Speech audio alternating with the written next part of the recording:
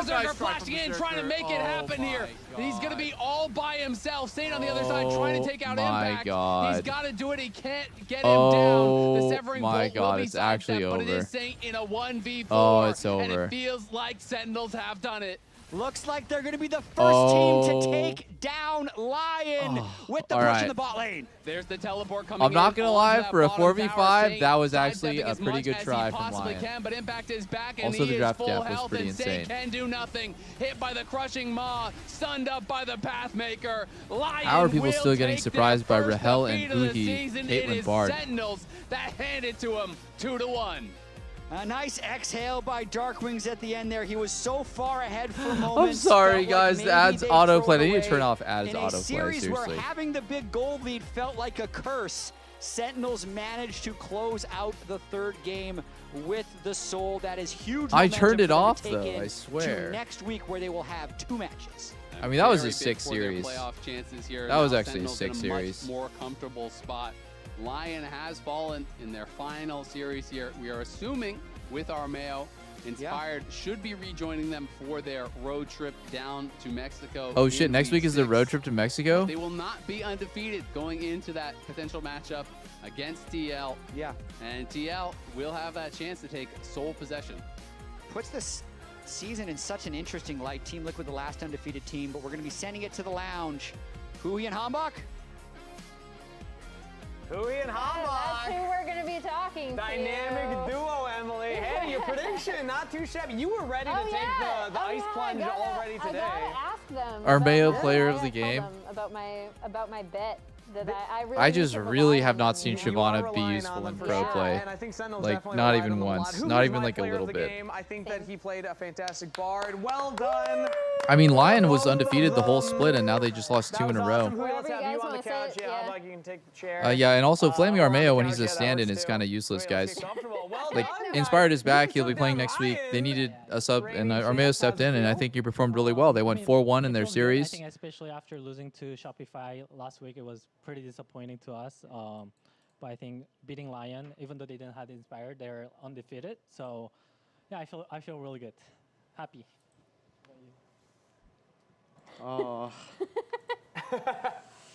I'm happy now. Okay, I'm going to fix the auto-playing ads. I need to play... Okay, here's the way I can do it. I need to play 2 3-minute ad breaks between each game so it doesn't auto-play in the middle of the game. I'm sorry.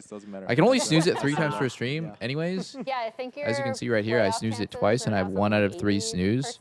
So, yeah, like it definitely moved. I will fix it for next I wanted time. to talk to Hamba because your Kazakhs game, even though you lost that game, was kind of insane. How do you recover from a time where you have like a really good performance but a bad loss? 하직스 게임 때 너는 되게 잘 컸잖아. I gotta 게임을 우리가 못 이기고 약간 역전당해서 졌는데 그런 게임 I gotta go. 멘탈 관리를 어떻게? That was it for me, boys.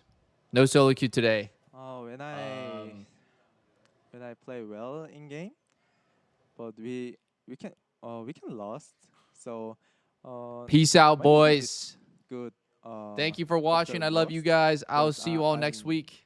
Play well in Kazakhs game, so yeah, crazy streams recently. Actually, crazy streams. How was the mental in game 3 towards the end? Yeah, hope you guys have a good one. And then they have a I couple of will comeback plays. They're up probably to be back goal on because Tuesday so to talk to me about the mental for solo strain in queue. that game and If stay not, at the very latest, I think I'll be back on I Wednesday. think we kind of knew that like our comp like still shines in late game. We had Caitlyn. GG's, boys. And GG's. was also Hui and with Xante, so like we basically had